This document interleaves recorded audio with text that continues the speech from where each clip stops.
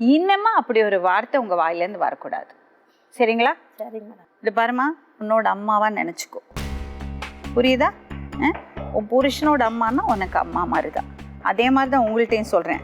அது பொண்ணுக்கு மட்டும் கிடையாது, உங்களுக்கும் அப்படிதான். அவங்க உங்களுக்கு அம்மா மாதிரி தான். நீங்க அவங்க அம்மாவுக்கு மரியாதை கொடுத்தாதான் அவ உங்க அம்மாவுக்கு மரியாதை கொடுப்பாங்க. அவங்க வீடை விட்டுட்டு உங்க வீட்டுக்கு வர்றாங்க, அப்ப நீங்க எப்படி பார்த்துக்கணும்?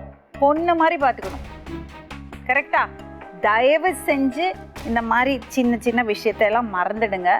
நல்லபடியாக போய் வாழப்பாரு. இன்னொரு வாட்டி இந்த மாதிரி பிரச்சனை பண்ணி உன்னை வந்து இந்த மாதிரி கிண்டல் ஏதாவது பண்ணியாச்சுன்னா நீ வந்து போலீஸ் ஸ்டேஷனில் போய் கம்ப்ளைண்ட் கொடுக்கலாம்.